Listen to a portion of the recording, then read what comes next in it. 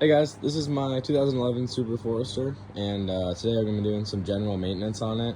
We're going to be using, today for the oil change, we're going to be using Modal 5W30 synthetic oil and a OEM filter with a new crush washer. That was a kit altogether from Subi Mods, and then I also got a engine maintenance kit from Subi Mods. So shout out to them. Makes it super easy to get everything. You just type in, your make, model, whatever, and it tells you everything that comes with. Not sponsored, but great website. What we need to do to use, so what I'm gonna do first is this.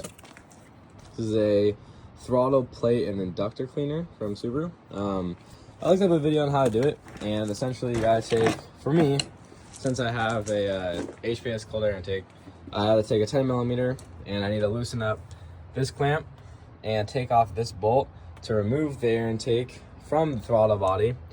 And then from there, once I take this off, I'll catch up with you guys and let you guys know what to do from there. So I went and I took the air intake completely off. So I unplugged the mass airflow sensor, took off the bolt that was mounting it, and I unplugged these set of lines here. The next thing to do on the throttle body is there is a coolant hose going into it. It's right here. So you want to get some clamp off pliers, or just empty the coolant, which is less than ideal. So get some clamp off pliers to clamp that off, and then we'll go ahead and remove, I believe these are 10 millimeter bolts, and then you can go ahead and remove it.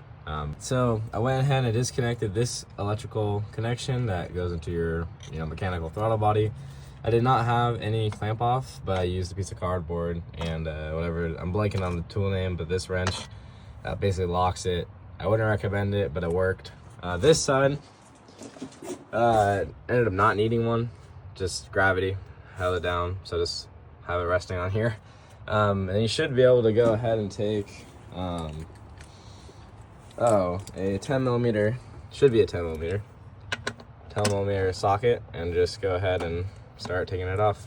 You remove the 4 holes that are both on each of these 4 bolts, sorry. You'll see how much carbon deposit really builds up behind your intake. So you want to go ahead and use your throttle body cleaner, and you want to clean all of that off the best that you can. I'm gonna go ahead and clean the rest of it just around the area too, just to make it look good. If you clean your throttle body, it should look something like this on the inside.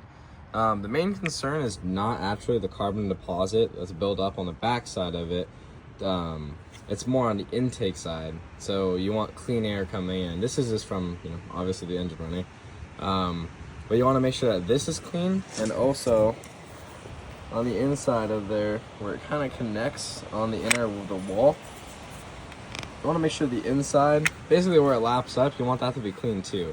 So you don't want anything impeding any airflow, especially at idle.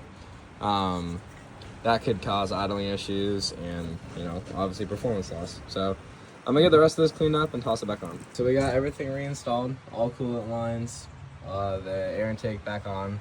Still need to plug in the mass airflow sensor, but that's as easy as it sounds. Bam. Next thing we're gonna do is oil. So I got this oil, and then we're gonna crack the drain plug loose and made a mess, but this oil was dirty. Not a lot came out. So the kit from Subi Mods, you get a OEM crush washer for your drain bolt, and you also get a OEM oil filter from Subaru, made in Japan. Whoever put this on last, whatever shop before I got it, tightened this so much where I have to use a ratchet to get it off. So we're gonna go ahead and do that. So I finished filling up the motor with new oil.